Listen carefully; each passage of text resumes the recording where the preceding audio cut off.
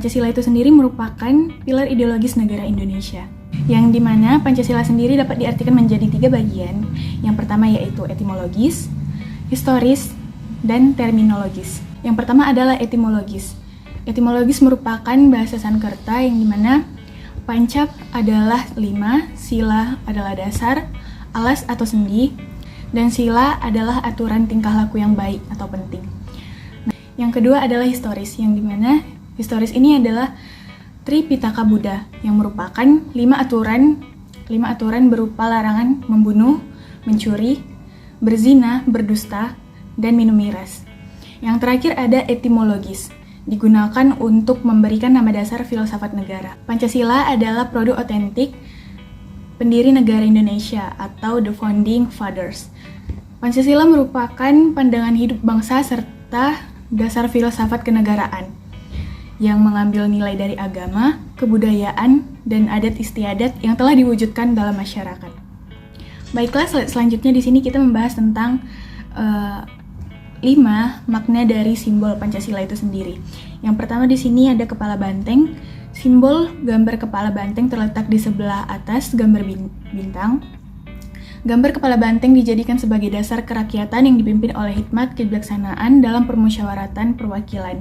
Kepala banteng diartikan sebagai tenaga rakyat, dijadikan sebagai lambang sila keempat Pancasila. Nah, yang selanjutnya ada pohon beringin. Simbol ini terletak pada bagian atas sebelah kiri gambar bintang. Dijadikan sebagai dasar persatuan Indonesia. Simbol gambar pohon beringin ini dijadikan sebagai lambang untuk sila ketiga Pancasila. Pohon beringin melambangkan sebagai tempat berteduh atau berlindung. Nah, selanjutnya di sini ada simbol dari padi dan kapas. Simbol gambar padi dan kapas melambangkan kemakmuran dan kesejahteraan. Simbol gambar padi dan kapas dijadikan sebagai dasar keadilan sosial bagi seluruh rakyat Indonesia. Simbol gambar padi dan kapas ini terletak di sebelah kanan bawah dari gambar bintang yang dijadikan sebagai lambang sila kelima Pancasila. Yang selanjutnya itu ada rantai. Gambar rantai dengan latar belakang warna merah dijadikan sebagai dasar kemanusiaan yang adil dan beradab. Simbol gambar rantai ini dijadikan sebagai lambang sila kedua dari Pancasila. Rantai yang berjumlah 17 dan saling sambung menyambung tidak terputus, ini melambangkan generasi penerus yang turun-temurun. Nah, dan yang terakhir ada bintang emas. Simbol gambar bintang yang berwarna kuning keemasan yang bersudut 5 dengan latar belakang warna hitam terletak di bagian tengah perisai, dijadikan sebagai dasar ketuhanan yang Maha Esa. Hal ini mengandung maksud bahwa bangsa Indonesia adalah bangsa yang religius, yaitu bangsa yang beriman dan bertakwa kepada Tuhan yang Maha Esa sesuai dengan agama dan kepercayaan masing-masing. Simbol gambar bintang dijadikan sebagai lambang sila pertama dalam Pancasila yang berbunyi ketuhanan yang Maha Esa. Baiklah, itu dia tadi penjelasan makna-makna dari 5 Pancasila tersebut.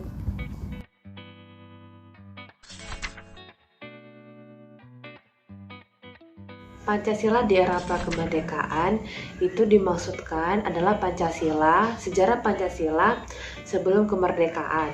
Jadi Pancasila ini sudah ada semenjak kerajaan-kerajaan kita sebelumnya, seperti kerajaan Majapahit yang membuat Pancasila ini agar demi keutuhan suatu kerajaan tersebut. Nah, Pancasila ini juga dicetuskan agar kita ini mempunyai fondasi yang kuat dalam menjalankan pemerintahan.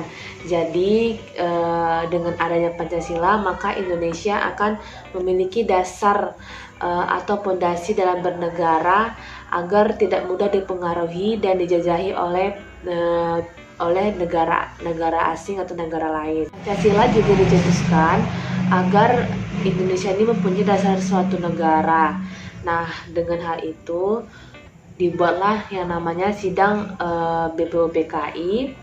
Dilakukannya sidang BPUPKI pertama dilaksanakan pada tanggal 29 Mei sampai 1 Juni 1945 sebelum kemerdekaan Indonesia tanggal 17 Agustus 1945. Dengan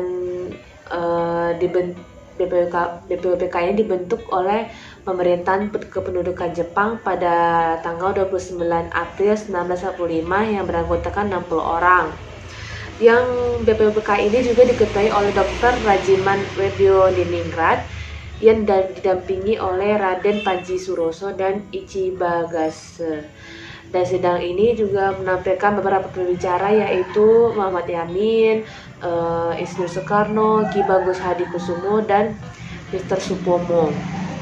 Lalu keempat tokoh ini membuatlah usulan tentang dasar negara Indonesia dengan pandangannya masing-masing. Adapun pada tanggal 1 Juni 1945 di sidang BPUPKI, Soekarno mengajukan 5 dasar bagi Indonesia merdeka, yaitu yang pertama nasionalisme atau kebangsaan Indonesia, internasionalisme, lalu ada mufakat, kesejahteraan sosial, dan ketuhanan dan kebudayaan. Dengan adanya banyak perundingan yang panjang di rapat BPUPKI, maka adanya perubahan pada sila pertama yang berisikan dengan kewajiban menjalankan syariat Islam bagi pemeluk-pemeluknya. Hal ini diganti dengan ketuhanan yang Maha Esa dikarenakan Indonesia memiliki banyak suku bangsa dan agama. Tidak adil jika hanya diberikan untuk agama Islam saja. Jadi maka dibuatlah ketuhanan yang Maha Esa yang bisa diterima oleh banyak suku dan agama. Jadi dengan berbagai banyak rapat, maka diputuskanlah bahwa Pancasila ini isinya ialah yang pertama ketuhanan yang Maha Esa, yang kedua kemanusiaan yang adil dan beradab, yang ketiga persatuan Indonesia, yang keempat kerakyatan yang dipimpin oleh hikmat kebijaksanaan dalam permusyawaratan perwakilan, yang kelima keadilan sosial bagi seluruh rakyat Indonesia. Sejarah Pancasila pasca kemerdekaan era Orde Lama. Orde Lama adalah sebutan bagi Indonesia di bawah kepemimpinan Presiden Soekarno. Bagi bangsa Indonesia, era Orde Lama adalah masa pencarian bentuk implementasi Pancasila. Hal ini dapat dilihat dari bentuk pengimplementasian Pancasila yang berbeda-beda. Pada awal-awal masa kemerdekaan, tidak banyak pembicaraan mengenai Pancasila. Pancasila mulai dikenal kembali setelah diterbitkan sebuah buku yang bertajuk Lahirnya Pancasila, Bung Karno Menggembleng Dasar Negara, yang diterbitkan pada tahun 1947. Kemudian pada tahun 1949 terjadi perubahan konstitusi, yaitu UUD Negara Republik Indonesia, yang diterapkan PPKI berubah menjadi Konstitusi RIS atau Republik Indonesia Serikat. Perubahan perundang-undangan dasar mengakibatkan perubahan rumusan dasar negara, walaupun perubahannya tidak mendasar. Pada tahun 1950 muncul inisiatif dari sejumlah tokoh yang ingin melakukan interpretasi ulang terhadap Pancasila. Hal itu menyebabkan terbentuknya dua kubu. Yang pertama ingin menempatkan Pancasila lebih dari sekadar kompromi politik atau kontrak sosial, sedangkan yang kedua ingin menempatkan Pancasila sebagai kompromi politik. Oleh itu, walaupun yang digunakan adalah Pancasila dan konstitusi yang digunakan adalah Undang-Undang Dasar 1945, tetapi dalam praktek kenegaraan, sistem presidensial tidak dapat diwujudkan. Pada periode 1950 hingga 1959, Pancasila diarahkan sebagai ideologi liberal. Sistem pemerintahannya lebih menekankan pada hak-hak individual, walaupun dasar negara tetap Pancasila. Tetapi rumusan sila keempat bukan lagi berjiwakan musyawarah mufakat, melainkan suara terbanyak atau voting. Pemberontakan dari beberapa pihak dan kegagalan anggota konstituante dalam menyusun undang-undang dasar membuat Presiden Soekarno turun tangan dengan mengeluarkan dekret presiden pada tanggal 5 Juli 1959. Dekret tersebut berisi pembubaran konstituante, Undang-Undang Dasar 1945 kembali berlaku, dan pembentukan Majelis Permusyawaratan Rakyat Sementara atau MPRS. Periode 1956 sampai 1965. Periode ini dikenal sebagai periode demokrasi terpimpin, di mana demokrasi berada pada kekuasaan pribadi presiden dan bukan pada kekuasaan rakyat. Setelah itu Pancasila dijadikan ideologi negara yang tampil hegemonik, di mana kekuasaan berada di tangan kelompok-kelompok tertentu. Soekarno ingin memberi tafsir Pancasila sebagai satu kesatuan paham dalam doktrin Manipol atau USDEK. Manifesto Politik Manipol adalah materi pokok dari pidato Soekarno pada tanggal 17 Agustus 1959 yang berjudul Penemuan Kembali Revolusi Kita, yang ditetapkan oleh Dewan Pertimbangan Agung atau DPR jadi garis-garis besar haluan negara atau GBHN. Soekarno menghendaki persatuan antara beragam golongan dalam ideologi tertentu.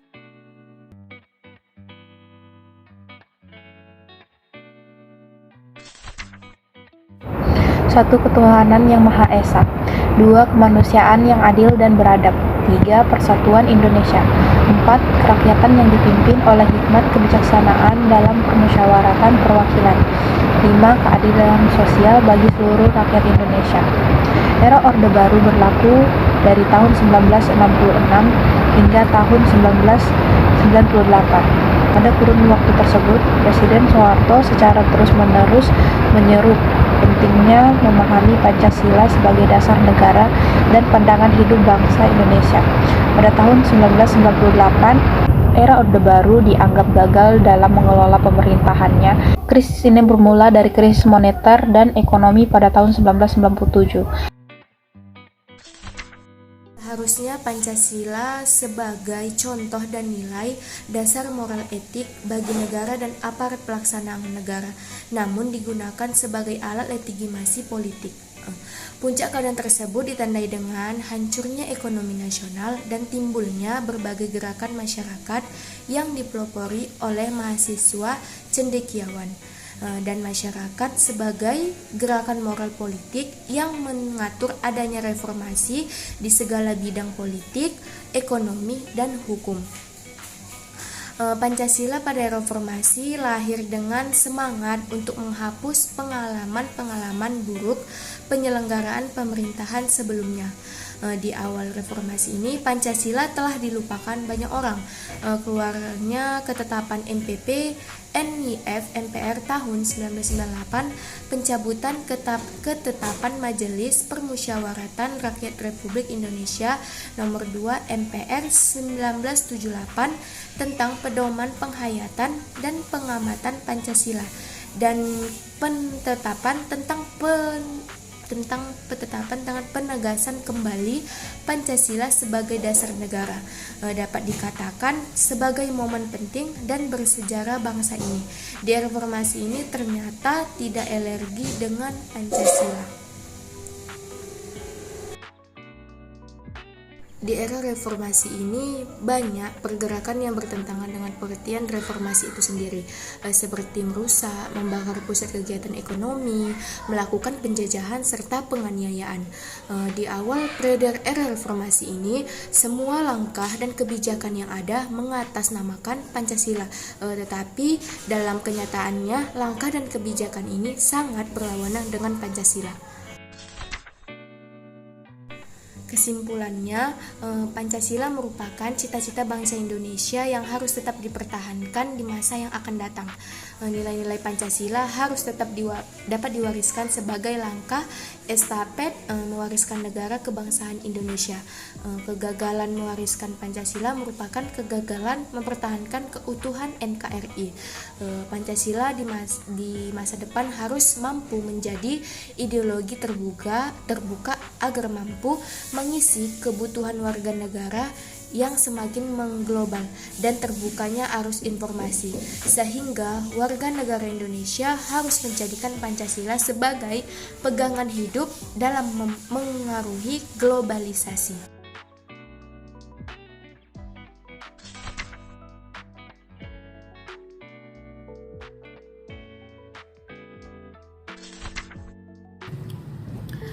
Blended learning adalah metode pembelajaran yang merupakan campuran antara metode pembelajaran tatap muka di kelas dan pembelajaran secara online, baik diadakan secara individu maupun kolaborasi dengan menggunakan sarana dan prasarana teknologi informasi dan komunikasi. Tujuan dari penelitian ini adalah untuk mengetahui seberapa sadar mahasiswa untuk ikut berkolaborasi di era blended learning ini. Metode penelitian yang digunakan yaitu penelitian deskriptif dengan mendeskripsikan respon mahasiswa melalui kuesioner yang telah diisi oleh mahasiswa. Subjek penelitian ini adalah sebanyak 23 mahasiswa dari berbagai fakultas di Universitas Negeri Medan. Instrumen yang digunakan adalah rubrik angket menggunakan Google Form. Berdasarkan hasil dari responden berkaitan dengan pelaksanaan blended learning pada pembelajaran, di tabel pertama cukup baik. Hal ini dibuktikan dengan rata presentasi setuju sebanyak 71% dan pada angkat kedua menunjukkan kesadaran mahasiswa dalam berkolaborasi di pembelajaran blended learning dengan rata presentasi sebanyak 83,1%. Rasa manfaat baiknya jika setiap individu mahasiswa sadar akan kewajibannya sebagai mahasiswa. Pembelajaran blended learning tidak dapat berjalan baik jika masih ada mahasiswa yang belum sadar akan kewajibannya dan tidak ikut aktif berpartisipasi dalam pembelajaran. Untuk itu, masing-masing dari kita, mahasiswa, harus bekerja sama untuk memperbaiki diri sendiri dan pada saat yang sama berbagi tanggung jawab agar pembelajaran dapat terlaksana dengan baik dan manfaatnya dapat dirasakan semua orang. Dasar dari permasalahan ini berkaitan dengan sila ketiga dari Pancasila yang dimana sila ketiga berbunyi Persatuan Indonesia. Sila ketiga ini memberikan pelajaran dalam bermasyarakat terutama dalam hal gotong royong. Persatuan dan kesatuan pada sila ketiga bukan hanya tentang gotong royong saja, tetapi turut berperan dalam menerapkan prinsip sila ketiga. Masalah dari hasil penelitian pada jurnal. Berdasarkan hasil penelitian dan pembahasan dalam jurnal ini adalah kesadaran dan partisipasi mahasiswa terhadap aktivitas pembelajaran blended learning cukup baik. Namun, beberapa mahasiswa ada juga yang belum sepenuhnya sadar dan tidak berpartisipasi secara aktif ketika pembelajaran. Alasannya adalah dikarenakan masih adanya rasa malas dalam mengerjakan tugas dan lebih memilih untuk bermain gadget. Tidak memiliki keberanian untuk bertanya kepada dosen mengenai materi yang belum dipahami dan menurut beberapa responden, materi yang diberikan dosen kurang menarik. Berkaitan dengan masalah pada artikel ini, masalah yang akan dijadikan proyek adalah rasa malas. Rasa malas disebabkan oleh kurangnya motivasi untuk melakukan sesuatu. Oleh karena itu, produk yang dibuat untuk memotivasi mahasiswa adalah dengan membuat video yang bertemakan memotivasi mahasiswa.